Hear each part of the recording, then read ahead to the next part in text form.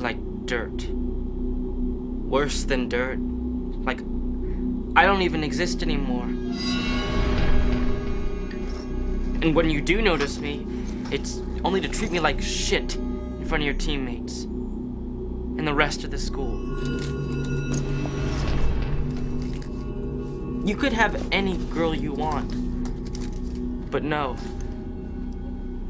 You have to pick Stacy, the only girl I've ever loved. How am I gonna compete against a football star?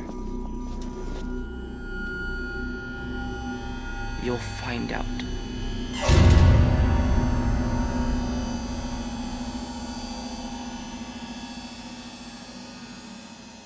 How am I gonna compete against a football star? You'll find out.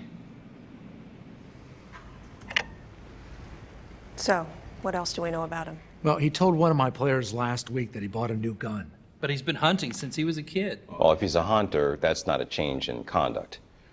But it does tell us he has access to guns. What we're looking for now are behavioral clues that show change. Randy quit the Spanish club last week. Have you spoken with the teacher in charge of that? I don't care about the Spanish club. It's obvious he's about to snap. We respond to situations like this all the time, and what we see is kids like this don't just snap. They move through a series of behaviors on a trajectory towards violence.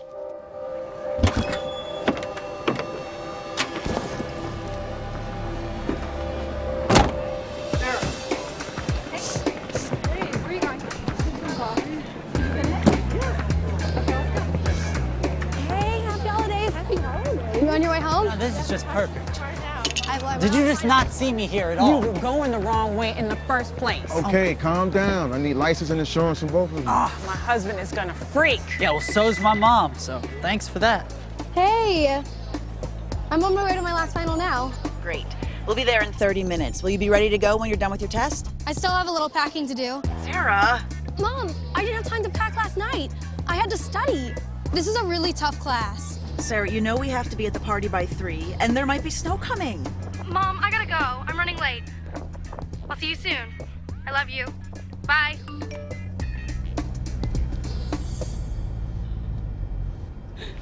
Wait, what were we studying late last night, girlfriend? Mixology? Yeah.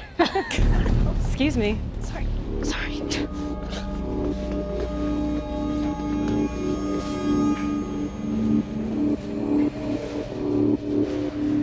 Hey. Shots fired. Longfellow Hall. Living, Whalen, en route. There you are. Take the shot, Chief. Take the shot.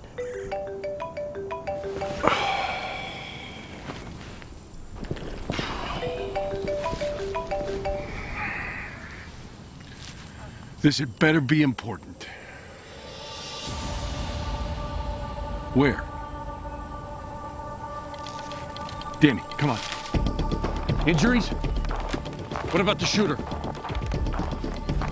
Who's on the scene? Okay, get a hold of tactical. Call for mutual aid. And make that perimeter wide. I'll be there in 10 minutes. Okay, everyone, put your bags away. Please remember to put your names on your test. You'll have an hour for this exam.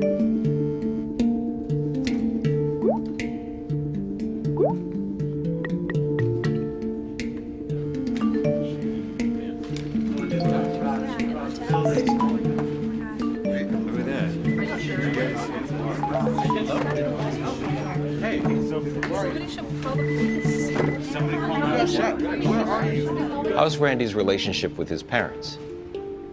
I'm not sure. I know he's been a troubled kid since middle school. I'm sorry, I have to go. There's been some sort of shooting at the university. Agent Simmons will stay? Yeah. I'm sorry, I have to go too.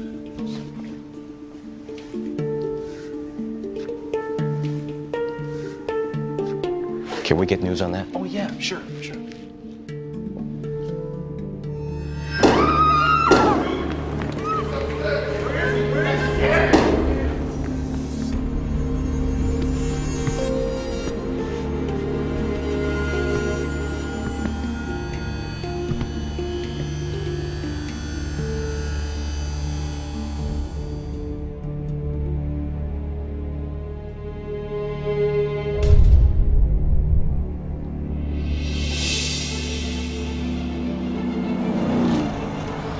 Call the president's office.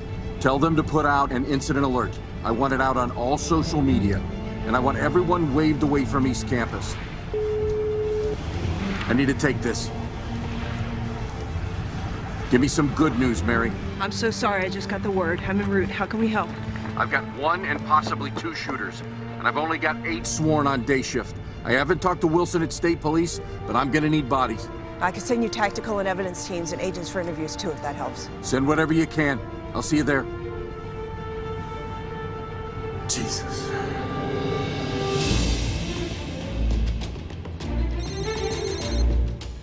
Mary, what do you have? Sir, I just got off the phone with Carl Stan, the new chief at Appomattox. How bad is it? What's he need? There's at least 1 shooter and multiple casualties. We'll put you on speaker. The chief only has a few on shift, so he asked if we could send tactical, evidence collection, and agents for interviews. He'll need media help and victim assistance too. Tell the chief we'll send 2 evidence teams, tactical and agents on the way. Have you spoken to headquarters yet? Yes, sir. I confirmed with SIOC that there was a shooter and that we'd have someone on scene shortly. Mary, Metz and his people will be on their way to you shortly. Sir, I'll connect up with evidence and get them going too. Good. Pull 3 crim squads in the JTTF and get them rolling along to help with interviews. We can always send people home if we don't need them. Yes, sir. Don will stay here and coordinate with SIOC. Headquarters will want to have a critical incident conference call soon to see what assets we might want to mobilize and support. Lavelle, call me when you know more. I'm on my way there. Yes, sir. I'll be there in about 5.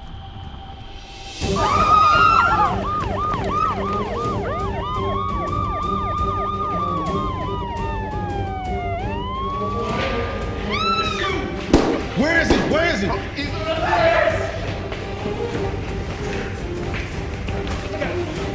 We're going from 1 to 2.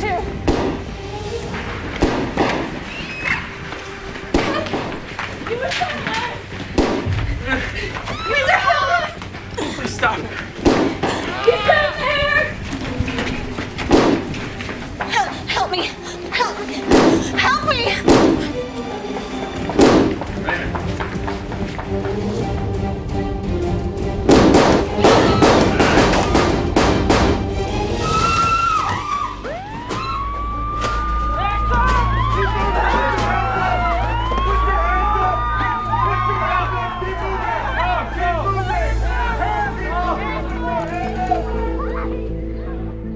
We have breaking news of a shooting on the Appomattox University campus. Now, all we know right now is that students are reporting through social media that shots have been fired in at least 1 building on campus. There's also reports of multiple injuries. It is unclear at this time if there's 1 or more shooters.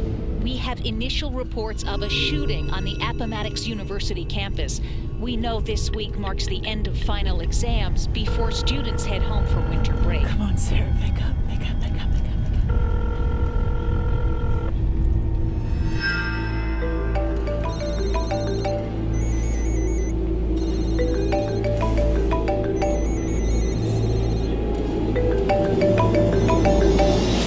As you can see, it is still very chaotic. There Oh are my dozens of God. students coming out of We have so many graduates there. We don't have a plan for something like this. It would be a nightmare. Police and fire train for this all the time. They can help you put a plan together. Now, we want to remind you that this is all unconfirmed information. The university and campus police have not yet responded to our calls.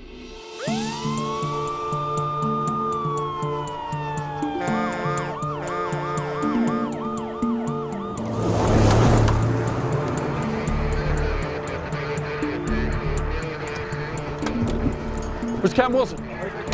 Thanks. Hey, Vince. Fred. What's the status, Denisa? We have a shooter down. Dave Whalen's been hit, but he's coming out under his own power with Lynette. We know we have injured kids inside Longfellow Hall, and there are unconfirmed reports of a second shooter and possible bullet strikes in the science building. Vince, can you get that checked out? Sure, I'm on it. Can you get someone else to do it? I want all the commanders here with me. Right. Fred, what do you have? I've got 20 troopers inbound from Division 2, and I can get more if you need them. Great. Clarence? Right.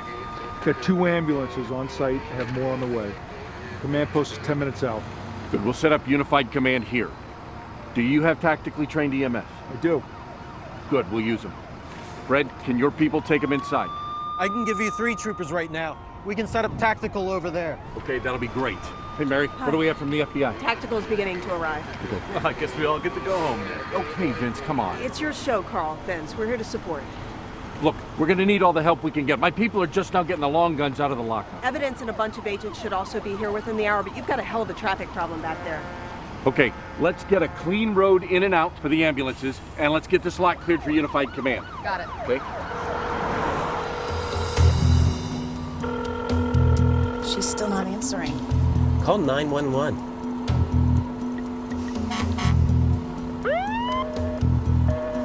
It's busy.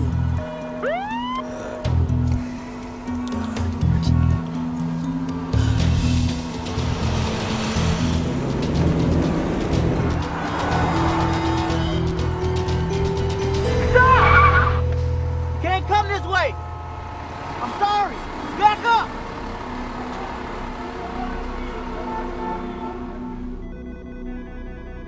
Appomattox PD, Kim. Yes, ma'am. Is this an emergency? Yes, ma'am. We are aware of the situation. We're currently experiencing a university emergency. Would you be able to call back? Is your life in danger? Are you in danger? Can you hold, please? Could you hold, Can please? you hold, please?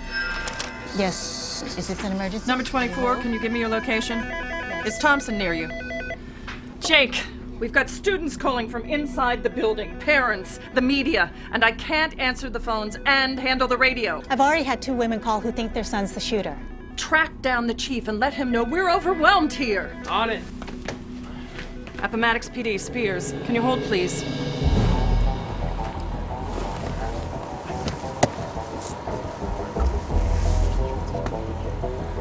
Hi, guys.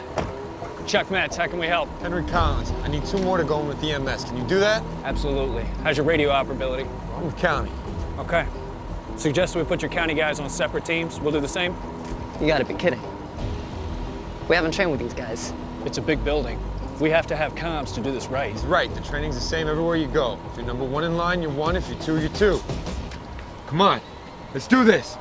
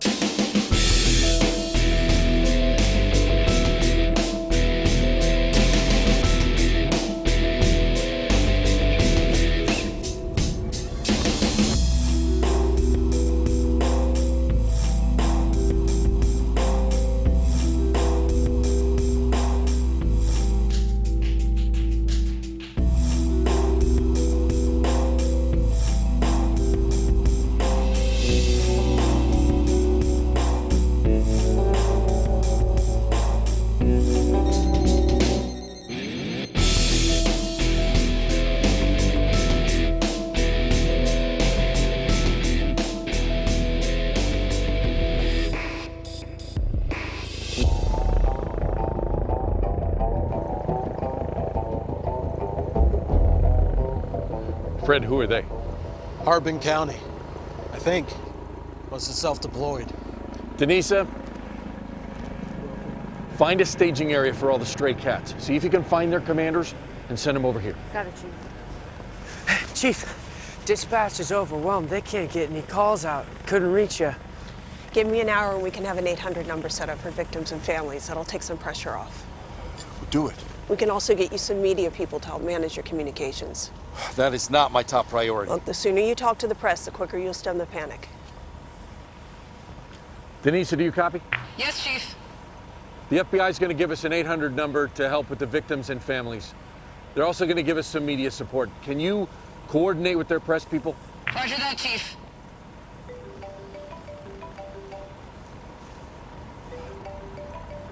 It's my wife. Stay with me and take messages. Don't bother me unless it's important. Tell Judy I'm okay, but I can't talk to her right now. Yes, sir.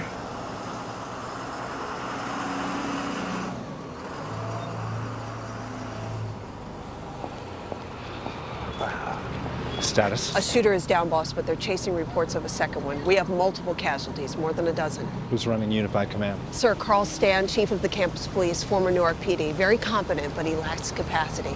Vince Bertani, sheriff. Clarence Thompson, fire. Fred Wilson, state police. Everyone's leaning forward. Bertani's making it a bit of a pissing match. That's Vince. He's a good man, though. I've worked with him. Chief? Chief, I'm Ron Zarnecki. Chief Thompson. Wilson, sir. Chief, I know you've been working with Agent Lavelle, but is there anything else you need from us? Yeah, you can shoot that damn thing down. Well, I don't think I can shoot that down, but we can certainly clear the airspace. Lavelle, call SIOC. Thanks, Ron. This is live picture coming in. We're seeing it just as you're seeing it for the first time. So many students are coming out of this building in a panic. Many of these students are simply running for cover, hands up, or just running to get out. They tell us there was a shooting in Longfellow Hall. Someone opened fire on students taking final exams. There's a lot we don't know right now. People did manage to flee Longfellow Hall. One of them was Amy Alexander. Amy, what happened? I was finishing my psych exam and I came out and I saw these two guys and they were just shooting at everybody down the hall. And That's I unlikely. ran in the other direction, but What? I think they're Well, in 15 years, we've had maybe 2 incidents with multiple shooters. Really? Cops show up in street clothes wanting to help, and they carry a gun. People see them and think they're the bad guys. Early information is often inaccurate.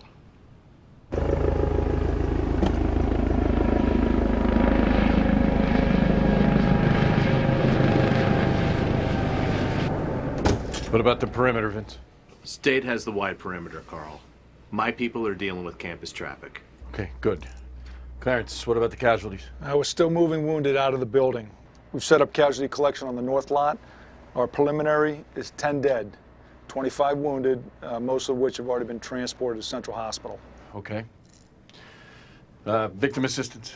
We're helping set up a family assistance center in the gym. Headquarters is looking at securing financial and other resources for victims. Good. What about witness interviews? We're setting up in Stevens Hall. We have buses taking kids over there. The FBI is helping us handle the interviews. There's hundreds. Understood. The long-term plan? We're going to need to talk about manpower to sustain this investigation. Well, that's a big lift. Yeah, but it's critical. Okay, we meet back here in 1 hour to talk about that. What about the press conference plan, Fred? Carl, you should be the face of this thing. This is your campus, your crime scene. I hate talking to the press. I know, Carl, but I have to agree. This first one should be yours. Now, I can handle it if you really don't want to, but we do need someone who's going to be good with the press. You only have to make a short statement now, and we expect your university president and the mayor will want to say something too. We can help your people with that. Sir, we have Agent Schmidt working with Officer Larimore on talking points and setting up the press area. She's been doing this for 10 years. She can walk you through the plan. It'll take 15 minutes. Chief, uniform.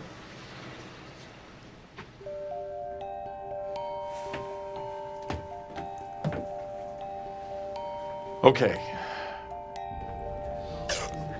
I was just walking into my classroom, and we heard noises out in the hallway. What kind of noises? Loud popping noises. So I went. He had a hoodie up over his head, and it was really in the shadow, so I didn't get. I just saw a lot of people running around. 2 big bangs, and I was just really scared in the moment. Didn't know what was going on.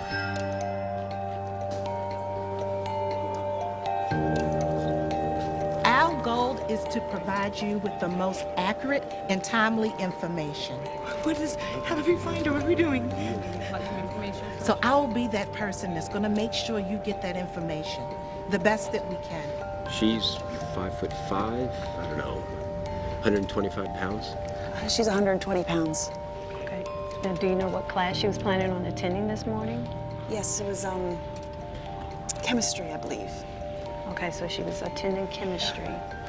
Now, do you... Tom, Beverly, we're Rosemary's parents. I remember you. Have you seen Rosemary yet? No. We haven't seen Sarah either.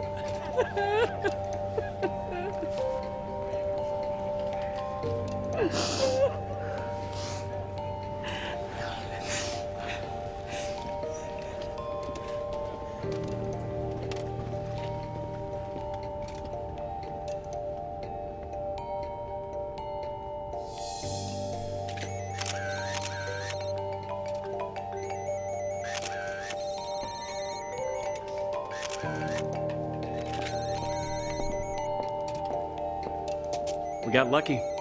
C just gave us a positive hit on quick capture. Our shooter's Raymond Nichols from Omaha, Nebraska, a former student. Dropped out of school last year but was still living in town. Okay.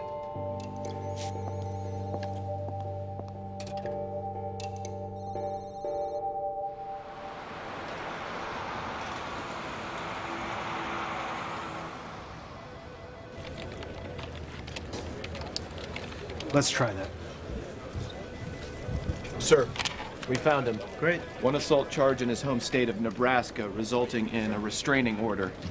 That's his parents' address. Call Omaha. Let's get some agents out there. Hey, Don. The parents are in Omaha. We should have something for you soon. Roger that. Do you need any bomb tech support? No, sir. Stacy, victim assistance. Sir, the 800 number is up and running. We received emergency funding from DOJ to assist with victims and families, and 4 of our rapid deployment team members are on the scene to help set up the Family Assistance Center. Denise, media. Don's office already has its public affairs specialist on site. We'll be sending 2 additional, one from Boston, one from LA, to help with national media and long-term needs.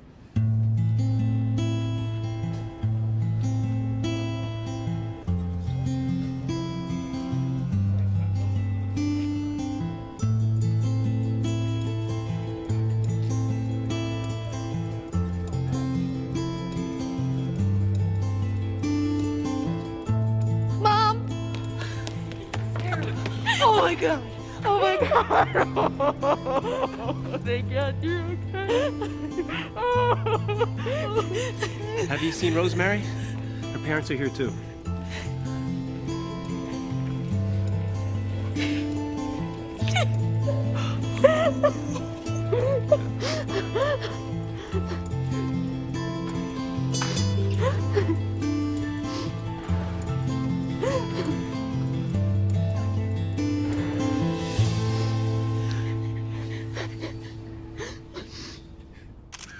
Good afternoon.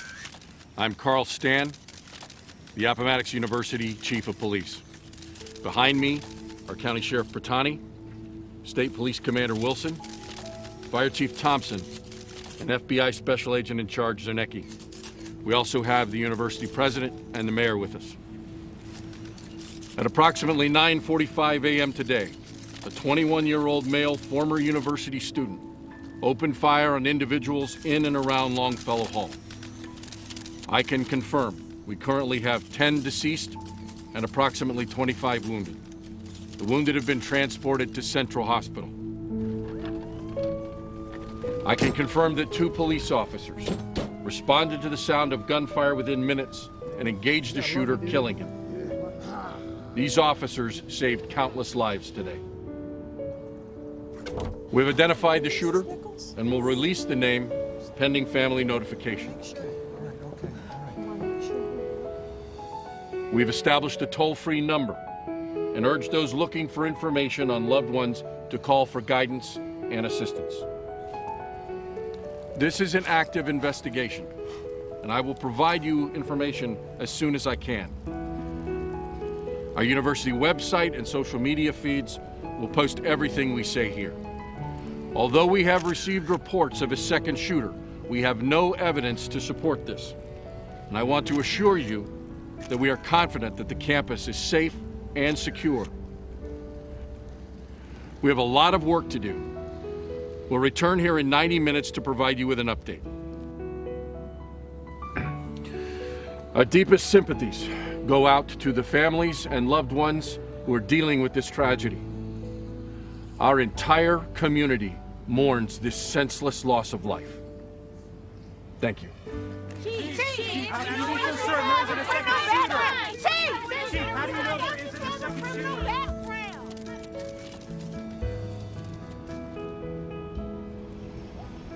Our agents found Nichols' parents. They're cooperating fully. Tough day. Yeah, tough. Not done yet.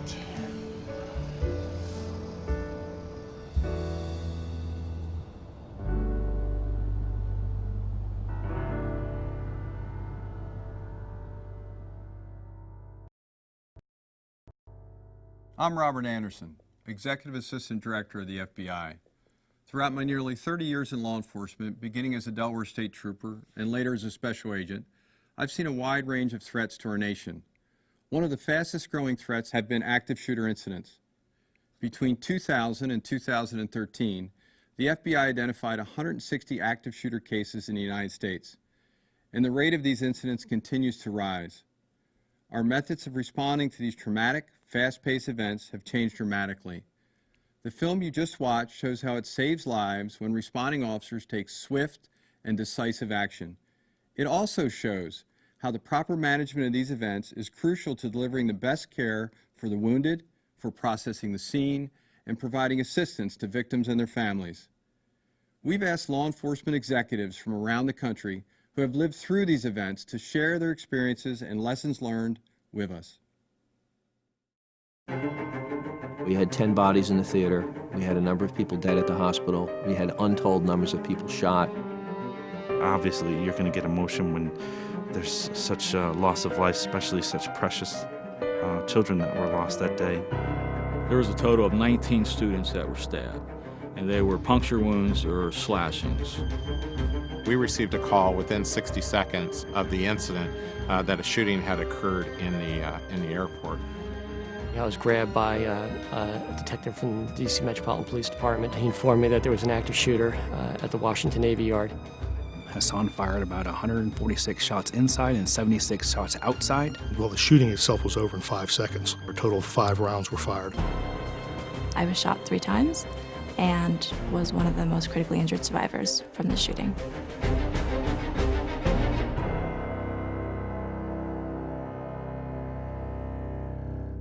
I responded to Sandy Hook Elementary School for the shooting that occurred there. When I first arrived on scene, there was a lot of chaos with, just law enforcement throughout the area. The area was pretty well jammed with cars, so it was difficult to get in and out of there. The difference between a military base and civilians is that it seemed most of the soldiers were trying to engage and trying to help, and so they're running towards the gunfire. It was an absolutely chaotic scene. I also know that the fire service, they were overwhelmed outside the theater when they arrived, and hundreds of panicked and some injured people descended upon the fire folks, the fire crews. If you run into an event where there is mass casualties, your absolute first obligation is to eliminate the threat. If the best available information you have as you respond is that the shooter is on the 4th floor killing people, then you got to get to the 4th floor, and you got to get there in a hurry. You can't be doing a slow clear of the 1st floor. That may require you to step over people who are critically wounded to address the threat. Our big concern that day was to get into that school as fast as we could. All 3 of us had our bulletproof vests in our cars. None of us put them on. When I arrived at the scene, the shooting had stopped, but the chaos was still there. Not knowing how the individual who came with a gun got to the airport, whether there was a vehicle that was parked in one of our lots with an explosive device in it or some other or something else, and whether or not there was another individual that was laying off that may start opening fire once your resources begin to converge on the one terminal. And then immediately after we arrived, somebody said second shooter because we heard gunshots, and unfortunately they were practicing a funeral about 4 blocks away, so they're firing blanks. In numerous situations, you will have reports of second and third shooters, and as we know, this is oftentimes not the case. But as we sometimes have responders, first responders who are not wearing law enforcement gear, they may be mistaken for second and third shooters. I remember feeling for a very short time that what we had here was almost overwhelming with the situation we faced.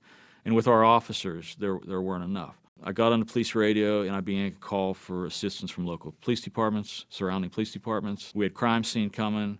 Pennsylvania State Police came. I made 2 phone calls right away. The first phone call I made was to my city manager, my boss. I told him what was going on, and then I picked up the phone and I called the Denver field office of the FBI. I called the SAC, and I explained what we had and that I needed every bit of resources that they could bring to bear. Much kudos to the FBI because we did not even call the FBI, but they showed up. The supervisor agent came up to me and wanted it to be very clear that he wasn't there or they weren't there to take over the investigation, that they would help us in any way they could. State police was the same way. Establish those relationships with fellow law enforcement agencies from the federal to the local levels, because you will need it, and that way you don't become overwhelmed with the task at hand. You had to have that difficult conversation. That's not always easy to have. Who's in charge? While there was a lot of people there, and very high-level people, everybody was there for the right reason, and they realized, okay, state police are in charge of the criminal investigation, but we're all going to bring whatever we can and resources together to get the job done. We have crossover with the fire EMS people very often, and they do come under our unified command, and there's no issue at all. When we get to the scene of calls, we all understand what we're doing here. And the unified command set up in the library with the FBI and the state police, and the governor even came, having everybody there to discuss and lay out the plans on how to recover the evidence, electronic evidence and everything like that, things started to fall in place.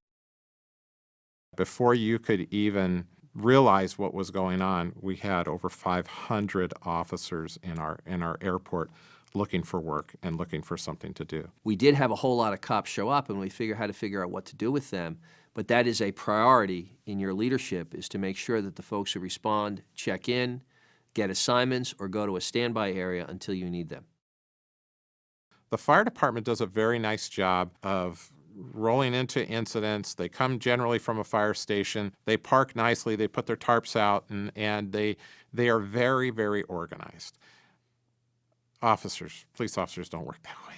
They will park on lawns. They will park on top of each other. They're cattywampus. They just want to get to to wherever it is they need to go. To keep the pathway for vehicular traffic for emergency vehicles, specifically ambulances who are coming there to get the victims out, played a critical part in getting these victims to the ambulances and to the hospitals, to the trauma units, to get them help. It took more hours to clear off the central terminal area of emergency vehicles, police and fire and others, FBI vehicles also, than it really should have. In fact, we couldn't even find the owners and drivers of some of the vehicles, and we ultimately were towing police vehicles to a parking structure just to get them out of the way.